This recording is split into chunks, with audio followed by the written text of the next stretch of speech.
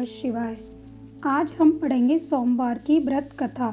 नारद पुराण के अनुसार एक समय की बात है, किसी नगर में एक साहूकार रहता था। उसके घर में धन की कोई कमी नहीं थी, लेकिन उसकी कोई संतान नहीं थी। इसी कारण वह बहुत दुखी रहता था। पुत्र प्राप्ति के लिए प्रत्येक सोमवार व्रत रखता था और पूरी श्रद्धा भाव के साथ शिव मंदिर जाकर भगवान शिव और पार्वती की पूजा करता था। उसकी भक्ति देखकर एक दिन माँ पार्वती प्रसन्न हो गई और भगवान शिव से बोली कि उस साहूकार की मनोकामना पूर्ण करने का आग्रह किया। पार्वती जी की इच्छा सुनकर भगवान शिव ने कहा, हे पार्वती, इस संसार में हर प्राणी को उसके कर्मों का फल मिलता है और उसके भाग्य में जो भी हो उसे भोगना ही पड़ता है।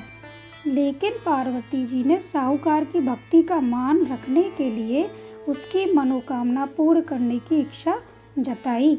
माता पार्वती के आग्रह पर शिवजी ने साहूकार को स्वप्न में उसको पुत्र प्राप्ति का वरदान दिया और उससे कहा कि मैं तुम्हें वरदान देता हूँ कि तुम्हें एक पुत्र की प्राप्ति होगी, लेकिन उसकी आयु केवल 12 वर्ष की ही होगी, वह दीर्घायु नहीं होगा।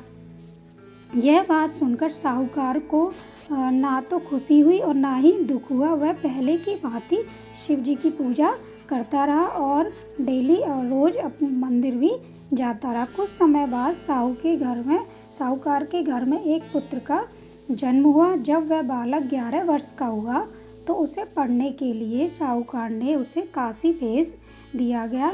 साहूकार ने पुत्र के मामा को बुलाकर उसे कहा और बहुत सारा धन दिया और बोले कि तुम इस बालक को काशी पे विद्या प्राप्ति के लिए ले जाओ। मार्ग में यज्ञ कराते जाना, जहाँ भी यज्ञ कराओ वहाँ ब्राह्मणों को भोजन कराते हुए और दक्षिणा देते हुए अवश्य जाना। दोनों मामा भांजे इसी तरह यज्ञ कराते और ब्राह्मणों को दान दक्षिणा देते हुए काशी की ओर चल पड़े। रात में एक नगर पड़ा जहाँ पर नगर के राजा की कन्या का विवाह था, लेकिन जिस राजकुमार से उसका विवाह होना था वह एक आंख से काना था। राजकुमार के पिता ने अपने पुत्र के काना होने की बात छुपाने के लिए एक चाल सोची। उसने साहूकार के पुत्र को देखकर उसके मन में एक विचार आया। उसने सोचा, क्यों ना इस लड़के को दूल्हा बनाकर राजकुमारी से विवाह करा दूं। विवाह के बाद इसको धन देकर विदा कर दूंगा और राजकुमारी को अपने नगर ले जाऊंगा। लड़के को दूल्हे के वस्त्र पहनाकर राजकुमारी से विवाह कर दिया गया, लेकिन साहूकार का पुत्र ईमानदार था और उसे इस बार यह बात न्याय संगत नहीं लगी। उसने अवसर पाकर राजकुमारी की चुन्नी के पल्ले पर लिखा कि तुम्हारा विवाह मेरे साथ हुआ है, लेकिन जिस राजकुमार के संग तुम्हें भेजा जाएगा वह एक आंख से काना है। मैं तो काशी पढ़ने जा रहा हूँ। जब राजकुमारी ने चुन्नी पर लिखी बातें पढ़ी तो उसने अपने माता पिता को यह बात बताई। राजा ने अपनी पुत्री को विदा नहीं किया, जिससे बारात वापस चली गई। दूसरी ओर साहूकार का लड़का और उसका मामा काशी पहुँचे और वहाँ जाकर उन्होंने यज्ञ किया। जिस दिन लड़के की आयु 12 साल की हो गई उस दिन भी यह यज्ञ रखा गया था। लड़के ने अपने मामा से कहा, मेरी तबीयत कुछ ठीक नहीं है, आज मुझे कुछ ठीक नहीं लग रहा है।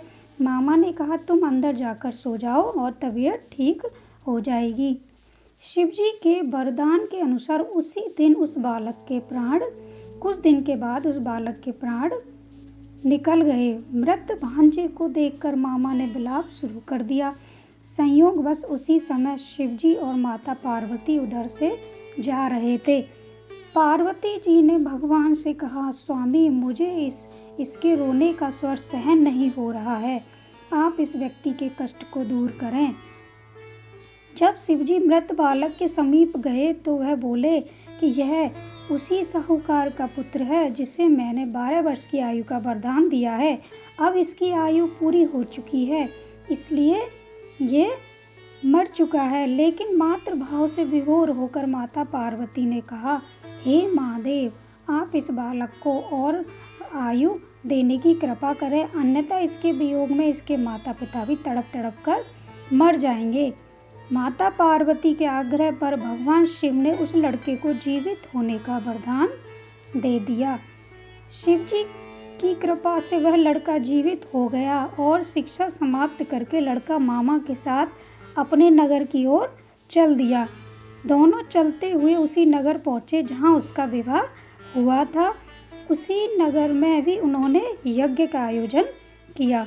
उस लड़के के ससुर ने उसे पहचान लिया और महल में ले जाकर उसकी खातिरदारी की और अपनी पुत्री को उसके साथ विदा किया। इधर साहूकार और उसकी पत्नी भूखे प्यासे रहकर बेटी की प्रतीक्षा कर रहे थे। उन्होंने प्रण कर रखा था, यदि अपने बेटे की मृत्यु का समाचार मिला तो वह प्राण त्याग देंगे। परंतु अपने बेटे को जीवित होने का समाचार पाकर वह बेहद ही प्रसन्न हुए, बहुत ही खुश हुए। उसी रात भगवान शिव ने व्यापारी के स्वप्न में आकर कहा, हे श्रेष्ठी, मैंने तेरे सोमवार के व्रत और तेरी व्रत कथा सुनने से प्रसन्न होकर तेरे पुत्र को लंबी आयु प्रदान कर दी है। इसी प्रकार जो कोई भी सोमवार व्रत करता है और यह कथा सुनता है और पढ़ता है तो उसके सभी दुख दूर हो जाते हैं और समस्त मनोकामना पूर्ण हो जाती है। ओम नमः शिवाय।